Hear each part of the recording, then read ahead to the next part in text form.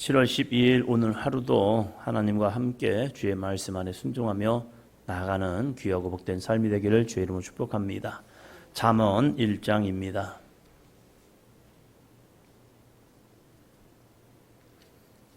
잠언은 두 가지의 큰 이야기를 합니다. 지혜로운 자와 어리석은 자. 지혜로운 자에게는 어떠한 하나님의 은혜와 축복이 임하고 미련한 자에게는 어떠한 심판과 저주가 임하는가. 나는 지금 지혜자의 삶을 살고 있는가, 미련한 자의 삶을 살고 있는가. 미련한 삶을 버리고 지혜로운 삶으로 우리를 초대하고 있는 이 잠언서입니다. 잠언 1장 2절입니다. 이는 지혜와 훈계를 알게 하며 명철의 말씀을 깨닫게 하며 3절 4절이요. 지혜롭게 공의롭게 정의롭게 정직하게 행할 일에 대하여 훈계를 받게 하며 어리석은 자를 슬기롭게 하며 젊은 자에게 지식과 근신함을 주는 위한 것이니. 아멘. 이 잠언의 목적이 무엇인가? 솔로몬은 왜 잠언을 우리에게 기록하였고 하나님은 솔로몬에게 왜 지혜서인 이 잠언을 기록하게 하셨을까? 잠언의 목적은 지혜와 훈계를 알게 하며 명철의 말씀을 깨닫게 하며, 하나님께서 이 잠언을 읽을 때에 지혜롭게 훈계를 또한 명철의 말씀을 깨닫게 한답니다. 그래서 우리가 어떠한 삶을 누리겠습니까? 지혜롭게 되고 공의롭게 되고 정의롭게 되고 정직하게 행할 일에 대하여 훈계를 받게 하고 있다는 겁니다. 훈계. 이 훈계라는 것은 잘못된 사람을 바로잡는 것도 있고 잘하고 있는 사람을 옳은 길로 인도하고 있는 모습을 보게 됩니다. 우리의 잠언서는 끊임없이 묵상해야 합니다. 그래서 지금 나의 가는 길, 이 길을 내가 나를 보는 것이 아니라 하나님의 말씀으로 나를 볼 수 있어야 한다는 사실입니다. 늘 자기 주관적으로 보면요, 나는 잘하고 있고 여러 가지 상황과 형편 때문에 그런 거예요. 그러나 나를 객관적으로 볼 수 있는 하나의 틀이 주어져야 그 틀 가운데 내가 바른 신앙생활을 할 수 있다는 사실입니다. 늘 하나님 말씀 앞에서 나는 어떠한가? 나는 지금 어떠한 믿음의 길을 가고 있는가? 그러한 나에게 하나님은 어떻게 말씀하고 있는가? 그 말씀을 통하여 나는 어떻게 또한 순종하고 있는가? 그래서 때로는 우리가 믿음의 길을 잘 갈 때에는 하나님께서 우리에게 격려와 힘을 주시고, 때로는 우리가 믿음의 길을 잘못 갈 때에는 하나님께서 우리에게 훈계의 말씀을 통하여서 아니 너 이렇게 가라고 말씀하고 있다는 사실입니다. 이 잠언서는 우리에게 이러한 유익함이 있다는 사실입니다. 지혜면 그럼 무엇일까? 도대체 이 잠언에서 말하는 지혜, 우리가 지혜롭게 또한 공의롭게 정의롭게 정직하게 행할 일에 대하여 훈계를 하고 계시는데, 그러면 무엇이 공의고 무엇이 정의롭고 무엇이 정직한 삶일까? 세상에 여러 가지 기준점이 있습니다. 또 자신의 인생만의 기준점이 있죠. 그래서 나는 지혜로워요, 공의로워요, 또한 정의롭게 살고 있습니다. 정직함, 그렇죠, 저 정직하게 살고 있죠 하면서 자신들만의 이야기를 하고 있습니다. 그러나 성경 우리에게 그걸 말하지 않습니다. 너가 너의 기준이 아니라 우리에게는 하나님의 말씀, 너가 정말로 하나님을 경외하고 섬긴다면 너는 정말로 지혜로운 자이고, 그 하나님의 경외로움을 버린다면 지혜로움이 아니라 미련한 자의 길을 걷고 있다고 말씀하고 있는 거죠. 7절입니다. 여호와를 경외하는 것이 지식의 근본이거늘 미련한 자는 지혜와 훈계를 멸시하느니라. 아멘. 여호와를 경외하는 것, 이것이 지식의 근본이다. 여호와를 경외하지 않는 그 삶에는 지식의 근본이 없음을 통하여 뭡니까? 뿌리가 없는 나무가 되는 거죠. 기초가 없는 건물이 되는 거죠. 그러면 문제가 생기면요, 이 건물은 무너져 버립니다. 뿌리가 없는 식물은요, 금방 말라 죽어버립니다. 우리가 여호와를 경외하지 않는 삶, 그 삶이 길어야 7, 80의 인생을 살아가면서, 요즘 100세 인생이라고 말하지만 그 인생을 살아가면서 여호와를 경외하지 않는다면 그에게는 근본이 없기 때문에 말라 비틀어지는 그러한 멸망의 삶을 살 수밖에 없는 거죠. 그러나 여호와를 경외하는 삶이 있다면 그는 근본 뿌리가 주님 앞에 하나님 앞에 내림을 통해서 그런 영원한 생명 가운데 나갈 수 있는 아름답고 복된 삶이 될 줄로 믿습니다. 그래서 하나님은 이스라엘 백성들에게 말씀하죠. 이스라엘아, 너는 행복한 사람이로다. 아니, 광야의 이스라엘 백성들이 어떻게 보면 무엇이 행복합니까? 자신들은 무엇이 먹어야, 무엇을 마셔야, 어디에 거야야, 내가 무엇을 가졌느냐, 이 모습을 통해서 행복을 이야기합니다. 그래서 많이 거두면요, 많이 얻으면요, 성공하면요, 나 행복해요. 그러나 그걸 잃어버리는 순간, 나 불행하지. 왜 나는 이 삶은 이렇게 인생이 힘들고 비참하고 어렵지? 그런데 하나님께서 이 모세를 통하여 신명기 말씀을 통하여 주신 말씀은요, 이스라엘아, 너는 행복한 사람이로다. 아니, 광야에 먹을 것도 없고 가진 것도 없고 누릴 것도 없고 그런 어쩌면 아무것도 없는 그 인생 같은 광야의 여정의 앞에 있는 이스라엘 백성들에게 야, 아니야, 너희 행복한 사람이야. 왜요? 무엇 때문에요? 라고 말할 때 너희는 여호와의 구원함을 받은 거룩한 백성이 되었기 때문에 너는 행복한 사람이다 라고 말씀하고 있다는 사실입니다. 여호와를 경외하는 것이 지식의 근본이랍니다. 내가 내 안에 정말 여호와를 경외함이 있다면 그 지식은 거룩한 지식은 거룩한 은혜의 지식은 생명의 지식은 우리에게 있는 줄로 믿습니다. 그래서 나를 볼 줄 알아야죠. 나를 하나님 앞에 세워놓고 나를 보면서 내가 얼마나 행복한 사람인가. 내가 얼마나 행복한 사람인가. 왜요? 우리는 하나님의 구원을 경험한 하나님의 거룩한 백성이기 때문입니다. 그 하나님의 거룩한 백성들은요, 어떻게 합니까? 지혜와 훈계를 멸시하는 미련한 백성이 아니라 지혜와 훈계를 사모하고 그것을 믿음으로 잘 반응할 수 있는 아름답고 복된 삶이 되고 있다는 사실이에요. 오늘 우리가 이 잠언서를 읽으며 이제 나아갑니다. 이 31장까지 잠언서를 쭉 읽고 묵상하며 나아갈 때에 정말로 나에게 하나님이 주신 지혜와 훈계가 내 안에 주어진다면, 때로 내 마음속에 하나님의 거룩한 지혜로 내가 어떻게 행할 것인가를 깨닫게 하신다면, 내가 행하지 못한 것 속에서 하나님이 나에게 훈계를 통해서 아니야, 그게 아니야, 왜 너는 그 길을 가니, 이 길로 돌아와 라는 그런 주님의 마음과 주님의 음성이 들려진다면 나는 정말로 행복한 사람입니다. 왜요? 내 안에 끊임없는 주님의 하나님의 거룩한 생명의 보좌 앞으로 우리를 초청해 주시고 계시기 때문입니다. 다른 것이 좀 부족하더라도 하나님의 말씀 속에 내 안에 깨달음을 주신다면 그 깨달음을 통하여 내가 어떻게 살아야 할 것인가를 믿음으로 고백할 수 있는 은혜의 삶이 내 안에 있다면, 때로는 하나님의 거룩한 훈계의 말씀을 통하여 나를 책망하고 계시다면 나는 정말로 행복한 사람입니다. 이 거룩한 행복한 은혜를 가지고 이 하루를 살아갈 때 주님 감사합니다. 주님이 나를 버리지 아니하시고 끊임없이 나에게 말씀하시고 깨닫는 마음을 주심을 감사합니다. 이 거룩한 믿음 앞에 감사와 찬양과 영광을 돌릴 수 있는 아름답고 복된 삶이 되기를 주의 이름으로 축원합니다.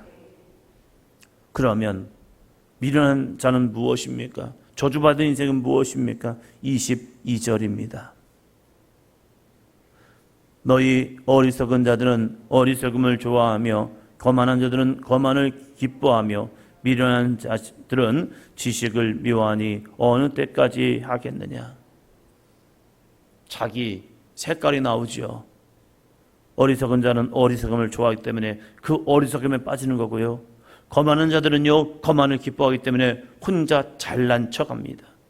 미련한 자들은 지식을 미워합니다. 그래서 내 뜻대로 살아가면 되지 하면서 말합니다. 어느 때까지 거기에 머물겠냐 이거예요.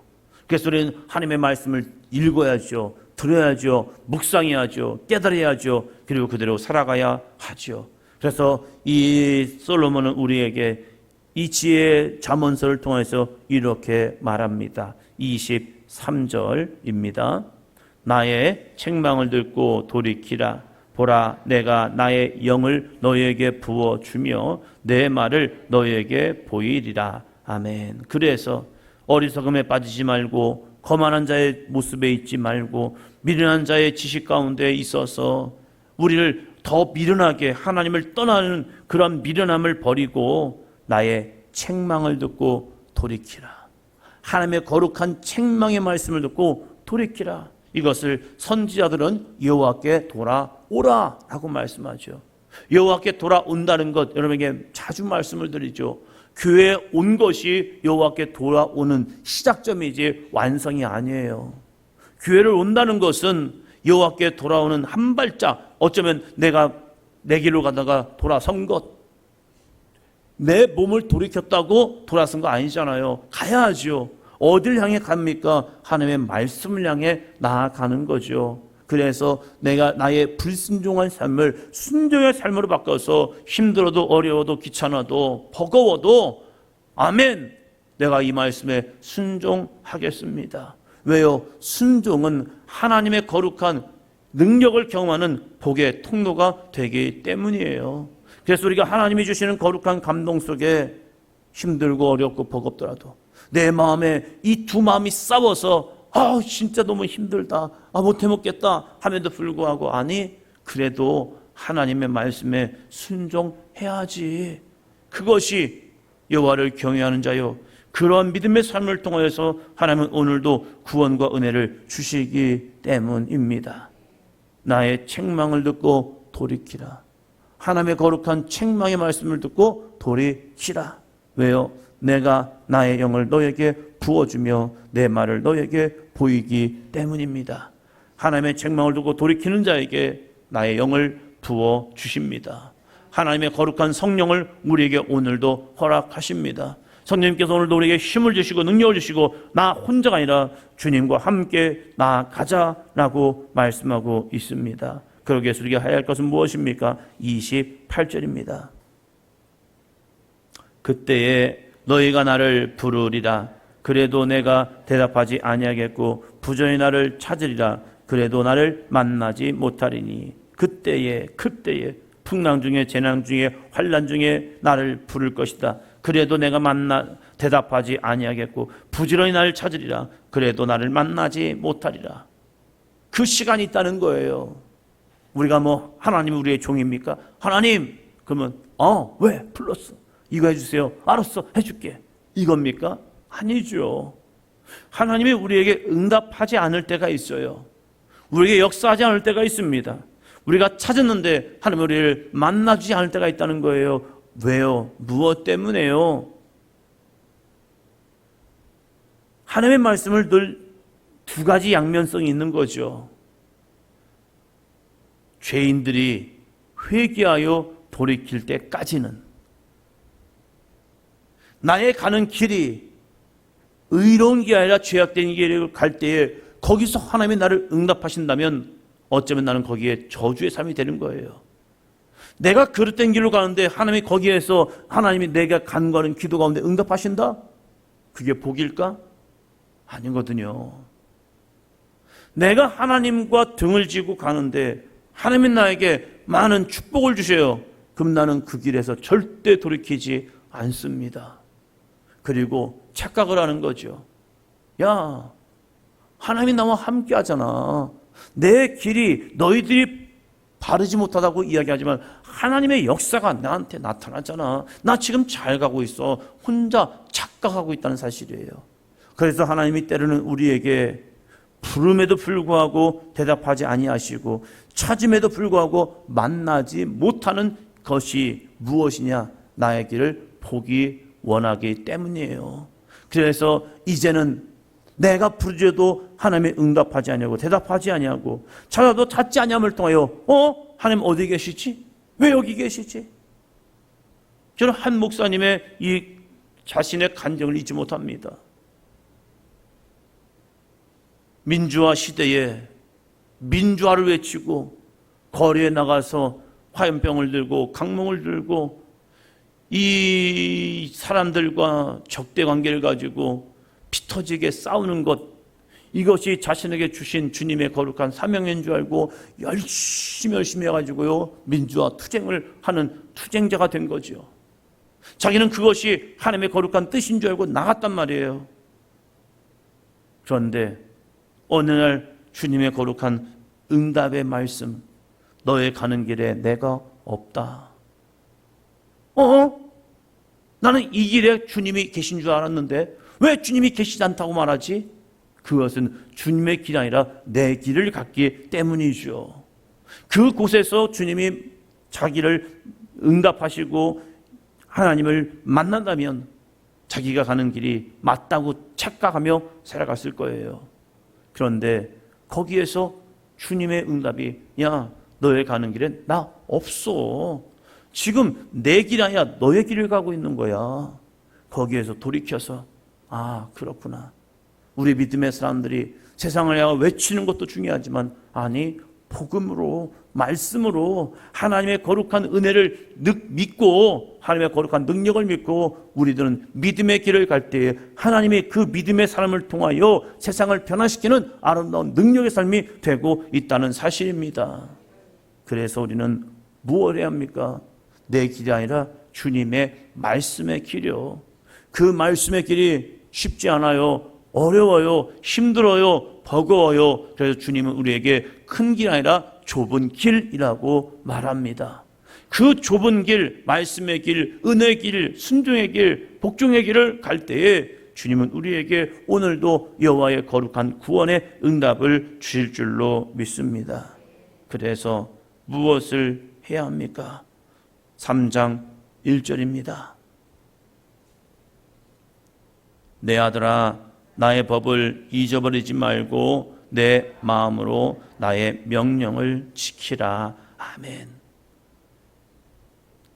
내 아들아, 나의 법을 잊어버리지 말고 내 마음으로 나의 명령을 지키라.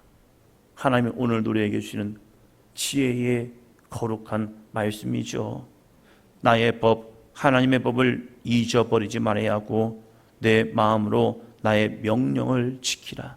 우리의 마음으로, 우리의 마음부터 하나님의 말씀을 지켜내어야 합니다. 그래야 세상의 유혹에 미혹되지 않습니다. 하나님의 법을 잊어버리는 순간 선악과는 먹어도 되는, 죽을까 염려되는 것이지 결코 죽는 것이 아니라고 내 마음에 다가옵니다. 하와가 하나님의 말씀을 잊어버렸기에, 다윗이 하나님의 말씀을 잊어버렸기에 하나님을 떠나고 내 생각이 옳다 이거에 빠져서 그럴 수도 있겠네, 저럴 수도 있겠네. 에이, 맞아. 어떻게 저걸 먹는다고 죽겠어? 안 죽겠지. 하나님이 먹으면 죽을 것을 만들었겠어? 아니, 죽을까 염려되니까 하는 거겠지. 혼자만의 착각으로 사단의 유혹에 빠져버리는 경우가 있죠. 오늘도 나의 선택에, 오늘도 나의 가는 믿음의 여정 속에 하나님의 법을 잊어버리지 않았는가? 내 마음에 하나님의 법이 아직도 존재하는가? 그 말씀이 타협이 아니라 오직 생명 있는 거룩한 말씀 그대로 내 안에 존재하는가? 그러기 위해서 필요한 것은 무엇입니까? 내 마음으로 나의 명령을 지키는 것. 내 마음부터 아멘, 이게 힘들어요. 입으로 하는 것보다 더 어려운 것은요, 마음의 순종.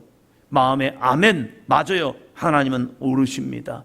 아멘, 내가 순종하겠습니다. 내 심령에 이 마음을 잊어버리지 말아야 내 입술의 고백이 되고요, 내 삶에 이루어지는 모습이 됩니다. 기도합니다.